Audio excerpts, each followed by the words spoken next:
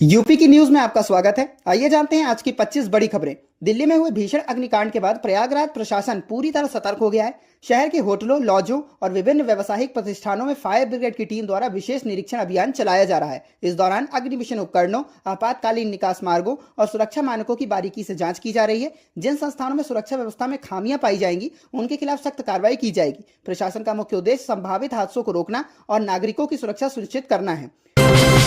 आगरा के कलवारी क्षेत्र और आसपास की कॉलोनियों के निवासियों ने लंबे समय से चली आ रही जलभराव की समस्या के विरोध में अनोखा प्रदर्शन किया। लोगों ने सड़क पर धान की रोपाई कर प्रशासन का ध्यान आकर्षित करने की कोशिश की। प्रदर्शनकारियों का कहना है कि यदि जल्द समाधान नहीं किया गया तो वे डीएम कार्यालय के बाहर बड़ा आंदोलन करने को मजबूर होंगे। दिल्ली एनसीआर और उत्तर प्रदेश में बीते दिन आई आंधी और बारिश के बाद मौसम सुहावना हो गया, जिससे लोगों को भीषण गर्मी से राहत मिली है। भारतीय मौसम विभाग ने आज भी दिल्ली और उत्तर प्रदेश के कई इलाकों में बारिश और आंधी तूफान को लेकर अलर्ट जारी किया है। विभाग के अनुसार पंजाब, हरियाणा, राजस्थान और पश्चिमी उत्तर प्रदेश में गरज चमक के साथ बारिश होने और तेज हवाएं चलने की संभावना है। कुछ स्थानों पर हवा की रफ्तार 50 से 60 किलोमीटर प्रति घंटे तक पहुंच सकती है।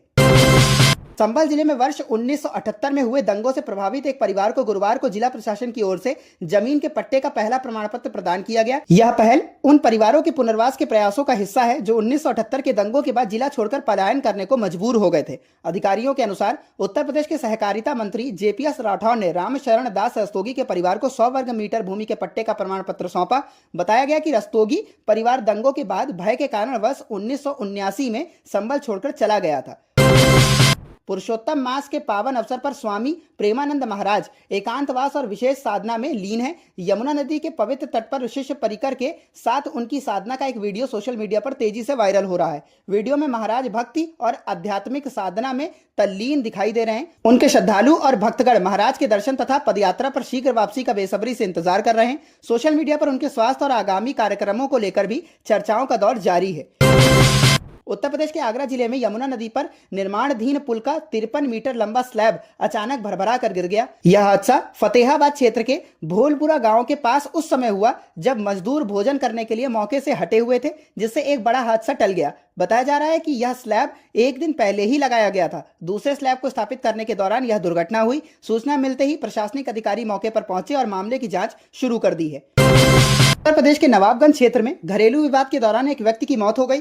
बताया जा रहा है कि पति शराब के नशे में घर पहुंचा था, जिसके बाद पति पत्नी के बीच कहासुनी शुरू हो गई। आरोप है कि गुस्से में पत्नी ने डंडे से हमला कर दिया, जिससे पति गंभीर रूप से घायल हो गया। उसे बचाने का प्रयास किया गया, लेकिन उसकी मौत हो गई। सूचना मिलने पर पुलिस मौके पर पहुंची और शव को पोस्टमार्टम के लिए भेज दिया। फिलहाल पुलिस मामले की जांच करते हुए आगे की कानूनी कार्रवाई में जुटी हुई है। महोबा जिले से एक दर्दनाक घटना सामने आई है। बताया जा रहा है कि शराब के नशे में एक युवक अपनी मां के साथ मारपीट कर रहा था। इसी दौरान मां को बचाने के प्रयास में पिता और बेटे के बीच विवाद हो गया। आरोप है कि विवाद बढ़ने पर पिता ने बेटे पर हमला कर दिया, जिससे उसे गंभीर चोटें आईं और उसकी मौत हो गई। घटना की सूचना मिलते ही पुलिस मौके पर पहुंची और शव को पोस्टमार्टम के लिए भेज दिया। फिलहाल पुलिस ने आरोपी पिता को हिरासत में लेकर मामले की जांच शुरू कर दी है। उत्तर प्रदेश सरकार ने सरकारी वकीलों की फीस में 50% की बढ़ोतरी करने का फैसला किया है। इस निर्णय के बाद प्रदेश भर के अधिवक्ताओं में खुशी का माहौल है। वकीलों ने मुख्यमंत्री योगी आदित्यनाथ के प्रति आभार व्यक्त करते हुए कहा कि वे लंबे समय से फीस बढ़ाने की मांग कर रहे थे। उनका मानना है कि इस फैसले से सरकारी अधिवक्ताओं का मनोबल बढ़ेगा और वे अपने दायित्वों का अधिक प्रभावी ढंग से निर्वहन कर सकेंगे। इस फैसले को अधिवक्ताओं के हित में एक महत्वपूर्ण कदम माना जा रहा है। उत्तर भारत में इन दिनों लगातार आग लगने की घटनाएं सामने आ रही हैं। शुक्रवार को नोएडा में आगजनी की 2 बड़ी घटनाओं ने लोगों की चिंता बढ़ा दी है। सेक्टर 75 में आग लगने की घटना के बाद सेक्टर 52 स्थित एक मकान में भी आग भड़क उठी। सूचना मिलते ही फायर ब्रिगेड की टीम मौके पर पहुंची और कड़ी मशक्कत के बाद आग पर काबू पा लिया गया। यह घटना थाना सेक्टर 24 क्षेत्र के गिझोड़ इलाके की बताई जा रही है। यमुना एक्सप्रेसवे पर यातायात व्यवस्था को सुरक्षित और सुचारू बनाए रखने के लिए प्रशासन ने बड़ा फैसला लिया है। गौतम बुद्ध नगर जिले की सीमा में आने वाले यमुना एक्सप्रेसवे के पूरे हिस्से को अब नो प्रोटेस्ट जोन घोषित कर दिया गया है। इसके तहत 0 बिंदु से लेकर 41 किलोमीटर तक एक्सप्रेसवे पर किसी भी प्रकार के धरना प्रदर्शन की अनुमति नहीं होगी। बदायूं जिले में एक दर्दनाक हादसे ने सभी को झकझोर कर रख दिया। फैजगंज बेहटा थाना क्षेत्र के सुरैनी पापड़ी गांव स्थित एक मेंथा प्लांट के टैंक में बनी जहरीली गैस की चपेट में आने से 2 सगे भाइयों की मौत हो गई, जबकि तीसरे भाई की हालत गंभीर बनी हुई है। गंभीर रूप से घायल युवक को इलाज के लिए मुरादाबाद के एक निजी अस्पताल में भर्ती कराया गया, जहां वह वेंटिलेटर सपोर्ट पर जिंदगी और मौत के बीच जंग लड़ रहा है। गिरवा चौराहे पर लोक निर्माण विभाग और नहर विभाग की जमीन से अतिक्रमण हटाने की कार्रवाई के तहत 72 दुकानों को ध्वस्त किए जाने के बाद व्यापारियों का गुस्सा फूट पड़ा। शुक्रवार सुबह नाराज व्यापारियों ने चौराहे पर जाम लगाकर प्रशासन की कार्रवाई को तानाशाही बताया। व्यापारियों का आरोप है कि बिना किसी वैकल्पिक व्यवस्था के उनकी रोजी रोटी छीन ली गई। सूचना मिलने पर मौके पर पहुंची नारायणी एसडीएम अंजनी यादव को भी व्यापारियों के विरोध का सामना करना पड़ा। बाद में पुलिस बल की तैनाती के बाद जाम खुलवाया गया और यातायात सामान्य हो सका।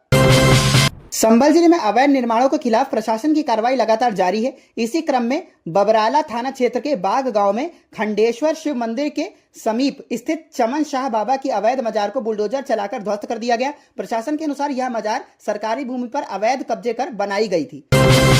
चित्रकूट में गहराते जल संकट को लेकर सियासत तेज हो गई है। कांग्रेस ने सोशल मीडिया के जरिए भाजपा सरकार पर निशाना साधते हुए कहा, अमृतकाल का कैसा यह दस्तूर, प्यासा बचपन बाल्टी उठाने को मजबूर। पार्टी का आरोप है कि बच्चों को शिक्षा के बजाय पानी ढोने के लिए मजबूर होना पड़ रहा है। जिले से सामने आई पेयजल संकट की गंभीर तस्वीरों ने सरकार की कार्यप्रणाली पर सवाल खड़े कर दिए हैं। वहीं स्थानीय लोगों की परेशानी और विपक्ष के तीखे आरोपों के बीच राजनीतिक माहौल भी गर्मा गया है। शनिवार को नोएडा के सेक्टर 63 स्थित बहलोलपुर इलाके में उस वक्त हड़कंप मच गया जब अचानक बिजली की तारों में भयंकर आग लग गई। शॉर्ट सर्किट की वजह से तारों से लगातार खतरनाक चिंगारियां निकलने लगी। इस दौरान हो रहे तेज धमाकों की आवाज ने पूरे इलाके में दहशत फैला दी। ऐसा लग रहा था मानो सड़क पर कोई आतिशबाजी चल रही हो। प्रत्यक्षदर्शियों के मुताबिक पहले तो आसमान में बिजली के तारों के बीच एक तेज चमक दिखाई दी। इसके कुछ ही सेकंड बाद तारों ने आग पकड़ ली। जलते हुए तारों से गिरती चिंगारियों और पटाखों जैसे बैक टू बैक धमाकों को सुनकर लोग डर गए। अनहोनी की आशंका में कई लोग तुरंत अपने घरों से बाहर निकल आए। उत्तर प्रदेश के मुख्यमंत्री योगी आदित्यनाथ ने किसानों की लंबे समय से चली आ रही समस्या को दूर करने का बड़ा फैसला लिया है। घाघरा नदी के किनारे बाढ़ नियंत्रण कार्यक्रम और मटियारी घाट में लंबे पुल के निर्माण को मंजूरी दे दी गई है। इससे हजारों एकड़ खेती की जमीन हर साल आने वाली बाढ़ से सुरक्षित रहेगी और किसानों को भारी नुकसान से मुक्ति मिलेगी। सीएम योगी ने कहा, अच्छा काम करने वालों के साथ खड़े होना सीखिए। याद रखना, उसी में वर्तमान और भावी पीढ़ी का भविष्य सुरक्षित है। विकास का कोई दूसरा विकल्प नहीं है। उन्होंने जोर देकर कहा कि बिना किसी भेदभाव के हर गांव, हर कस्बे और हर नगर को विकास से जोड़ना है। उत्तर प्रदेश के फिरोजाबाद से एक दिल दहला देने वाला सड़क हादसा सामने आया है जिसने लापरवाही और सड़क सुरक्षा पर गंभीर सवाल खड़े कर दिए हैं। यह घटना थाना उत्तर क्षेत्र के बौद्ध आश्रम के पास हुई, जहां एक खड़ी कार का दरवाजा अचानक खुलने से तेज रफ्तार बाइक टकरा गई। इस दर्दनाक हादसे में बाइक सवार ससुर की मौत हो गई जबकि दामाद गंभीर रूप से घायल हो गया। पूरी घटना सीसीटीवी कैमरे में कैद हो गई है और सोशल मीडिया पर तेजी से वायरल हो रही है। गाजीपुर के होटल व्यवसायी विनीत राय हत्याकांड में आरोपी कमलेश बिंद के एनकाउंटर को लेकर मंत्री संजय निषाद ने सवाल खड़े किए हैं। उन्होंने कहा, यदि आरोपी की पत्नी का यह दावा सही है कि पुलिस उसे अपने साथ लेकर गई थी और बाद में उसका एनकाउंटर किया गया। निषाद ने यह भी कहा कि कमलेश मुख्य आरोपी नहीं था और किसी भी अपराध या सजा का निर्धारण अदालत ही करती है। विश्व पर्यावरण दिवस के अवसर पर उत्तर प्रदेश की राजधानी लखनऊ में आयोजित एक पेड़ मां के नाम वृक्षारोपण महाअभियान 2026 के दौरान एक हल्का फुल्का और रोचक माहौल देखने को मिला। इस कार्यक्रम में मुख्यमंत्री योगी आदित्यनाथ ने न केवल पर्यावरण संरक्षण का संदेश दिया बल्कि हर घर नल योजना का जिक्र करते हुए ऐसा उदाहरण दिया कि पूरा सभागार हंसी से गूंज उठा। मुख्यमंत्री ने योजनाओं के क्रियान्वयन में आने वाली चुनौतियों का उल्लेख करते हुए कहा कि कोई टोटी चोरी कर ले जा रहा है। कार्यक्रम के दौरान मुख्यमंत्री योगी आदित्यनाथ ने हर घर नल योजना का जिक्र करते हुए एक दिलचस्प उदाहरण दिया। उन्होंने कहा कि सरकार जब भी योजनाओं को आगे बढ़ाती है तो कई तरह की चुनौतियां सामने आती हैं। इसी संदर्भ में उन्होंने कहा कि योजना के तहत कई जगह यह भी देखने को मिला कि कोई टोटी ही निकाल कर ले जा रहा है। जैसे ही उन्होंने यह बात कही, पूरा हॉल हंसी से भर गया और मुख्यमंत्री ने खुद भी अपनी हंसी नहीं रोक पाए। उनके इस सहज और व्यंग्यात्मक अंदाज ने पूरे कार्यक्रम का माहौल बेहद हल्का और जीवंत बना दिया। वहां मौजूद लोग भी इस बात पर मुस्कुराते और ठहाके लगाते नजर आए। योगी आदित्यनाथ जो उत्तर प्रदेश के मुख्यमंत्री हैं, पर आजमगढ़ जाते समय एक जानलेवा हमले की घटना सामने आई थी। बताया जा रहा है कि उनके काफिले पर हमला हुआ था, लेकिन उस समय पर सुरक्षा व्यवस्था और सुरक्षा कर्मियों की सतर्कता के कारण उन्हें सुरक्षित बाहर निकाल लिया गया। यदि उस समय वे अपने मूल गाड़ी में होते तो स्थिति और भी गंभीर हो सकती थी। इस घटना के बाद भी उन्होंने उसे सार्वजनिक रूप से अधिक उजागर नहीं किया। यह घटना उस समय की बताई जाती है जब आजमगढ़ में राजनीतिक तनाव और विरोधी गतिविधियां चल रही थी। कहा जाता है कि यह हमला मुख्तार अंसारी और अन्य से जुड़े राजनीतिक माहौल के बीच हुआ था। इसके बावजूद योगी आदित्यनाथ ने इस घटना का जिक्र अपनी रैली या सार्वजनिक मंच पर नहीं किया, संभवतः इसलिए ताकि जनता में किसी तरह की घबराहट या उत्तेजना न फैले। उनकी यह चुप्पी उनकी राजनीतिक समझदारी और संयम के रूप में देखी जाती है। उत्तर प्रदेश में आजाद समाज पार्टी के प्रमुख चंद्रशेखर आजाद की सत्ता परिवर्तन यात्रा लगातार सुर्खियों में बनी हुई है। इस यात्रा के दौरान उन्होंने राज्य की मौजूदा सरकार पर कई गंभीर आरोप लगाए। उन्होंने कहा कि प्रदेश में बेरोजगारी, पेपर लीक, महंगाई और बिजली संकट जैसी समस्याएं लगातार बढ़ रही हैं, जिससे आम जनता परेशान है। चंद्रशेखर ने यह भी कहा कि सरकार की नीतियों का असर सबसे ज्यादा युवाओं, किसानों, महिलाओं और गरीब वर्ग पर पड़ रहा है। चंद्रशेखर आजाद ने अपने बयान में बिजली व्यवस्था को लेकर सरकार पर तीखा हमला बोला। उन्होंने कहा कि पहले स्मार्ट मीटर, फिर प्रीपेड मीटर, अब 10% सरचार्ज बढ़ाने जैसे फैसलों से जनता पर आर्थिक बोझ बढ़ रहा है। उन्होंने दावा किया कि लखनऊ में उन्होंने देखा कि बिजली कई बार कटती है और गर्मी में लोग परेशान रहते हैं। उनके अनुसार लोग बिल तो भर रहे हैं, लेकिन उन्हें सही तरीके से बिजली सेवा नहीं मिल पा रही है। उन्होंने यह भी कहा कि सरकार सड़कें और अन्य बुनियादी सुविधाओं देने में भी विफल रही है।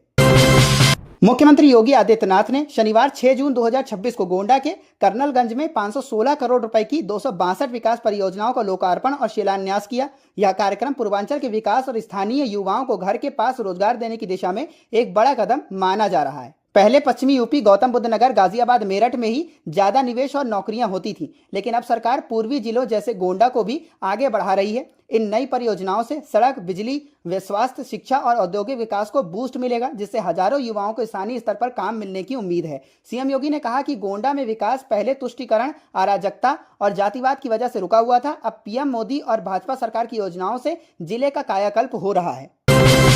उत्तर प्रदेश के कई प्रमुख शहरों में 6 जून 2026 को पेट्रोल और डीजल की कीमतों में हल्का बदलाव देखने को मिला है। कुछ जिलों में ईंधन महंगा हुआ है, तो वहीं कुछ जगहों पर कीमतों में मामूली राहत भी मिली है। तेल कंपनियों की ओर से जारी ताजा दरों के अनुसार आगरा, बरेली, गोरखपुर, लखनऊ और मथुरा समेत कई शहरों में पेट्रोल, डीजल के दाम बढ़े हैं, जबकि नोएडा में दोनों ईंधनों की कीमतों में कमी दर्ज की गई है। गाजियाबाद में पेट्रोल की कीमत स्थिर रही, लेकिन डीजल के दाम में उल्लेखनीय बढ़ोतरी देखने को मिली है।